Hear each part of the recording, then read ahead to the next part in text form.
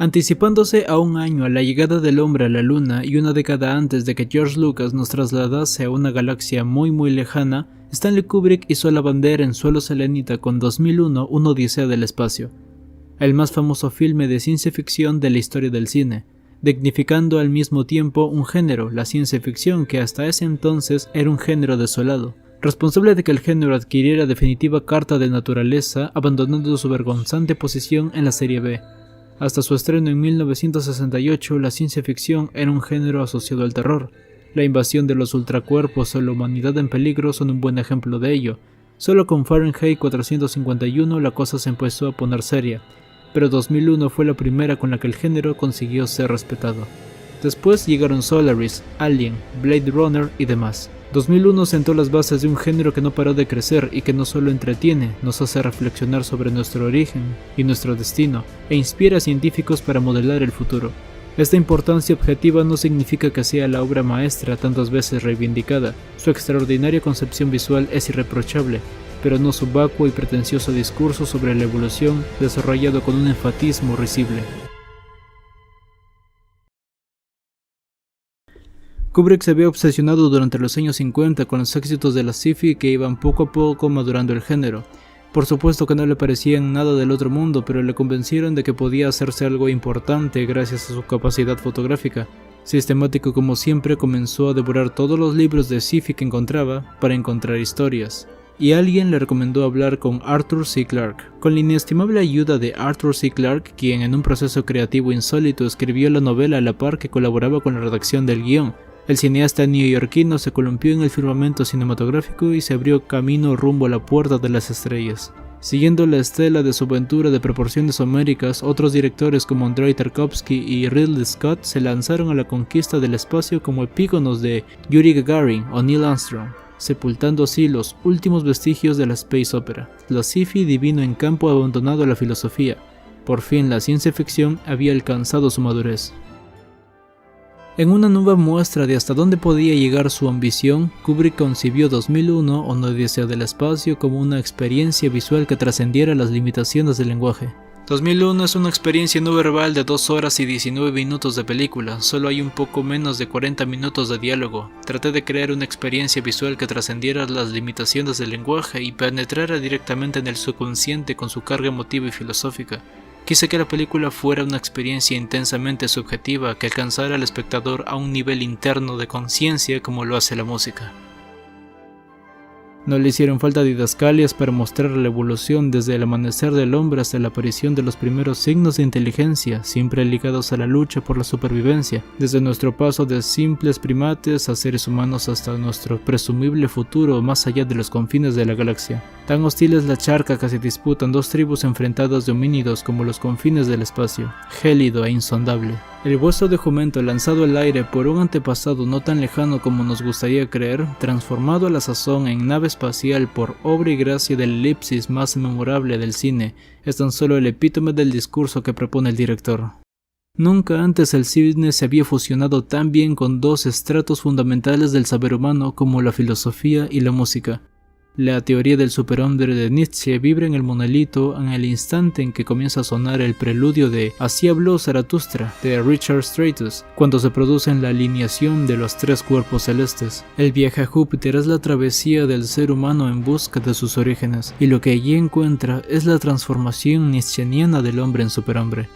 La psicodelia de luces, de perturbadoras imágenes y sonidos, las escenas cósmicas del Big Bang, primigenias o apocalípticas, no son sino símbolos del ciclo de la vida, morir para renacer de nuevo. El astronauta David Bowman a su vez se convierte en feto de las estrellas, al final de la misión Júpiter, ejemplificando la última etapa de la evolución. Para el filósofo de Rorke, el hombre tenía que tender puentes hacia el superhombre.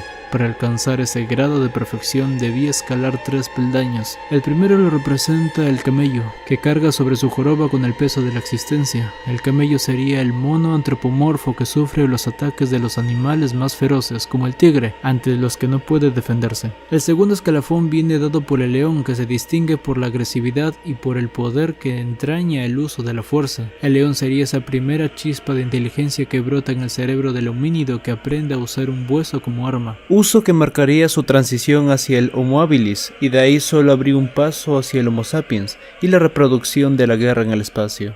Por último, el tercer peldaño lo constituye el bebé neonato cuya burbuja o placenta le aísla y protege de las normas sociales, requisito indispensable para cambiar el orden establecido y crear así un nuevo mundo.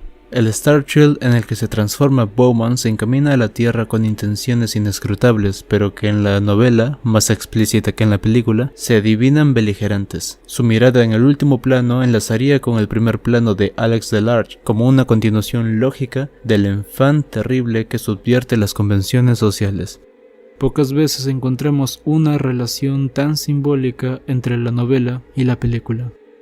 Aunque Arthur C. Clarke escribió el libro y el guión a la vez, partió de un relato corto que él había escrito titulado El Selenita en 1948, en la que ya contenía la idea del descubrimiento de civilizaciones extraterrestres, un artefacto alienígena enterrado en la luna que rastreaba la aparición de señales de inteligencia por todo el universo. 20 años después, la escritura del guión de 2001, Una odisea del espacio, y el de la novela siguieron un curso casi simultáneo y desde luego retroalimentado, hasta el punto que Clarke se comprometió que la publicación de la novela fuese posterior al del estreno del filme. Así nació el monolito, la representación de un micropunto, lo que explicaría el viaje lisérgico de Bowman, pero no deja de ser una representación del punto de inflexión de la conciencia humana.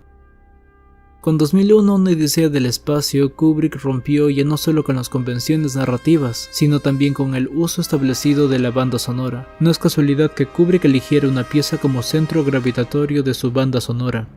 Richard Strauss la compuso inspirado por la obra escrita por Friedrich Nietzsche del mismo título. En ella reflejan algunas de las líneas del pensamiento del filósofo alemán: la muerte de Dios, el nacimiento del superhombre y el eterno retorno de la vida, temas muy presentes de la película y por ende en la obra homónima de Arthur C. Clarke. En un cambio de última hora, el director decidió prescindir de la música creada para la ocasión por Alex North, quien ya había trabajado para él en Espartaco. Años más tarde, el compositor pudo ver cumplido su deseo de publicar su banda sonora al margen de la película que tanto dolor le había causado. Su innovadora propuesta formal solo encuentra un lejano parecido en el primer plano de Ciudadano Kane, con el cartel No Trespassing, colocado en la verja del Palacio Xanadu, así como en la cuchilla de afeitar que corta un ojo en Un perro andaluz, de Luis Buñuel. También fue pionero en la inclusión de partituras clásicas, que en esta película cobran la forma de El Danubio Azul, de Johann Strauss, del Adagio del Cavalli Ballet Suite, de Alan Khachaturian, y del Lux Aeterna, de Gregory Ligeti, entre otras. Después de Doctor Strangelove, Kubrick volvió a retomar la lucha entre el hombre y la máquina.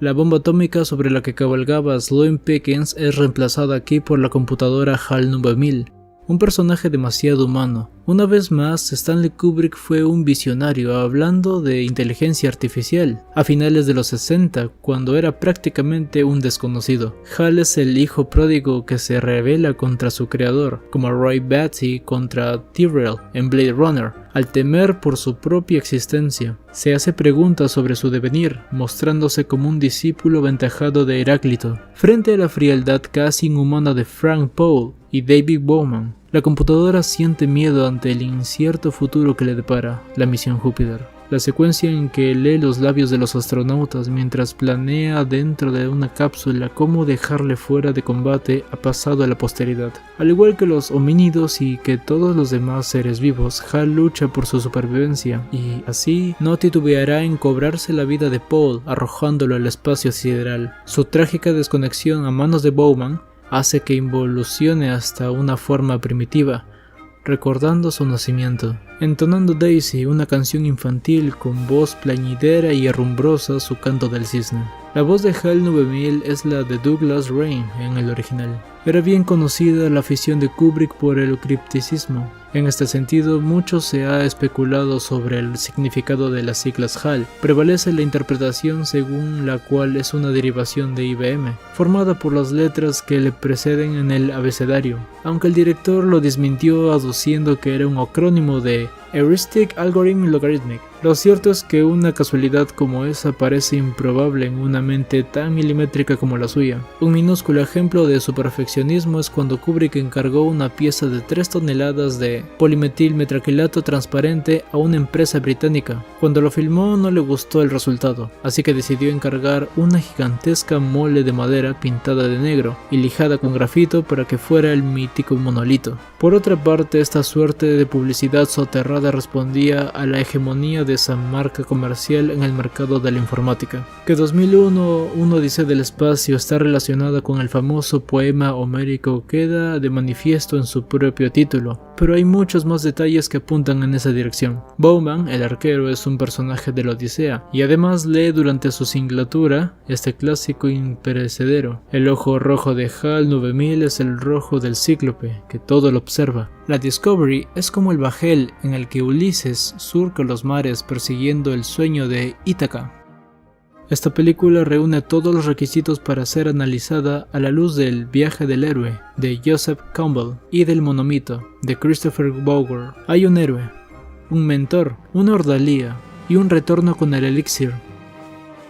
La imperfección de lo perfecto es otra de las obsesiones de Kubrick. En Atraco Perfecto, un plan en apariencia sin fisuras se iba a la basura en el último momento por algo tan insignificante como el ladrido de un perro. En 2001, una odisea del espacio, la infalible computadora HAL 9000 comienza a errar en sus diagnósticos precisamente porque se siente humana. Hombre y equivocación son dos palabras indisociables para el genio neoyorquino. Los impresionantes efectos visuales revolucionarios para la época marcaron el camino a seguir, influyendo notoriamente en la ciencia ficción venidera.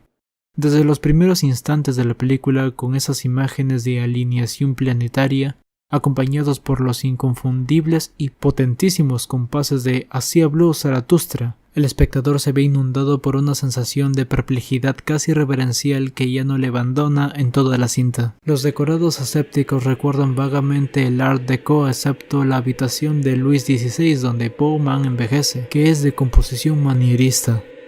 La frialdad no solo se percibe en el espacio, sino también en ese futuro dominado por la tecnología. Todas las relaciones humanas son frías, tanto en la estación espacial como en la base lunar Clavius y en la Discovery. Incluso la llamada telefónica del Dr. Haywood Ploy a su familia es lacónica. Los alimentos tienen una textura plastificada que despierta más indiferencia que apetito. Es en definitiva una sociedad esterilizada. Kubrick quería lograr un filme de ficción científica de proporciones colosales. Su ambición era contar las razones para creer en la inteligencia extraterrestre y el impacto que semejante descubrimiento tendría en la Tierra, y terminó difundiendo en cierta manera los argumentos de las novelas de Clarke, Chilhot's End, sobre el final de la evolución del hombre, y El Centinela, sobre un seismólogo que encuentra en la Luna una estructura piramidal que es una alarma que una vez activada avisará a los alienígenas para comunicarse con el hombre, y construyó una película que aún hoy está considerada una cumbre del cine. Ahora bien, es una película con algunas particularidades que le impiden a uno comprender cómo puede gozar de tanta popularidad. Uno de los grandes aciertos de 2001, Una odisea del espacio, es que plantea más preguntas que respuestas. Muchas de estas preguntas quedan en el aire, que es donde deben estar, para avivar la reflexión del espectador. ¿De dónde venimos? ¿Por qué en determinado momento nos diferenciamos del resto del mundo animal? ¿Por qué nosotros? ¿Qué hay más allá? Por este motivo, Kubrick realizó una película deliberadamente incómoda para el espectador poco dispuesto a la reflexión, tan incómoda como el inquietante zumbido de voces humanas que emana del monolito. Sin embargo, ser capaz de contemplarla en todo su esplendor es disfrutar del significado simbólico de cada plano y de cada secuencia. Es admirar la elipsis más famosa de la historia del cine, ese hueso que se transforma en astronave, resumiendo en un segundo toda la evolución de la tecnología humana. Es deleitarnos con la danza de naves espaciales sobre la Tierra, bailando un vals al son del Danubio azul, y es angustiarse con el aterrador y frío silencio del espacio y la agitada de respiración de David Bowman, intentando desesperadamente rescatar a su amigo Frank Paul. Muchos críticos ven en la historia de HAL una subtrama o línea argumental al margen de la principal. Sin embargo, también se pueden elucubrar sobre la influencia del monolito en una inteligencia artificial tan avanzada que llega a tener conciencia de sí misma, de su propia existencia, y que por lo tanto desarrolla un sentimiento tan humano como el miedo a la muerte. Otro posible mensaje implícito sería que por muchos avances tecnológicos que logremos, jamás deberíamos dejar de lado nuestra humanidad. La fotografía de Jeffrey Unsworth es de una limpieza, una neutralidad sofocante, lo cual es excelente. Se rodó a máxima apertura del diafragma con objetivos de gran angular mayoritariamente. El color blanco fue uno de los protagonistas, con una luz tan suave que aún hoy día es un prodigio de fotografía. Todo dispuesto para esa sensación de frialdad, lejanía, racionalidad que el director buscaba. Un filme hecho por un androide sin emociones que lo observaba todo como un ente superior, sin pasión y sin involucrarse, dejando constancia en todo momento de que tras la cámara se encuentra un genio inimitable. Y así parece cuando se ve, la obra cumbre de un ególatra convencido de que está más allá de cualquier apreciación. Los Travelings dentro de la Discovery con un cilindro centrífugo son toda una lección de cine. La ingravidez está representada por un hieratismo en los movimientos. Los asombrosos efectos especiales le valieron a Kubrick su único Oscar, aunque contó con la ayuda de Douglas Trumbull, autor de los efectos de Blade Runner. George Lucas tomó buena nota de ello para preparar Star Wars. Asimismo, la simetría de las líneas de la composición de los encuadres está buscada deliberadamente, y a partir de esta película sería una obsesión en la mente del director. Como muchos otros elementos del filme, no en vano, la segunda parte de la carrera de Kubrick comienza con esta película, y las 5 películas que dirigió después de ellas son, más o menos, una variación temática con la misma estructura, dividida en 3 actos muy diferenciados, con protagonistas poco elaborados, más centrado en el relato de la consecución de un mundo en el que Kubrick se sentía más cómodo, pero ninguno más cómodo que en el frío, aséptico, inhumano ambiente de 2001. A su estreno en Nueva York, numerosos críticos expresaron una gran verdad, que su contenido intelectual no igualaba su pericia técnica, pero con escasa publicidad la película resultó ser un éxito moderado que, alargado durante varios meses en cartel, se convirtió en un éxito rotundo que dio alas a Kubrick para repetir el mismo esquema en películas de criminales, de época, de terror, de guerra y el melodrama, más o menos con una libertad total, aunque con grandes saltos en el tiempo, pero sin duda resulta muchísimo más interesante su filmografía anterior a esta película, con obras tan potentes e interesantes como Espartaco, Lolita o Senderos de Gloria, probablemente sus 3 mejores películas de lejos. 2001, Una Odisea del Espacio fue la última película de Kubrick para la Metro-Goldwyn-Mayer y la primera de su gran etapa creativa, que continuaría con La Naranja Mecánica y finalizaría con Barry Lyndon. Las múltiples lecturas que ofrece 2001 la convierten en definitiva en una inigualable obra maestra, artística y filosófica, la obra cumbre de uno de los mejores directores de la historia del cine, y la más sobrecogedora cinta de ciencia ficción que se haya filmado jamás. 2001, Una Odisea del Espacio fue un pequeño paso para el cine, y un gran salto para la ciencia ficción.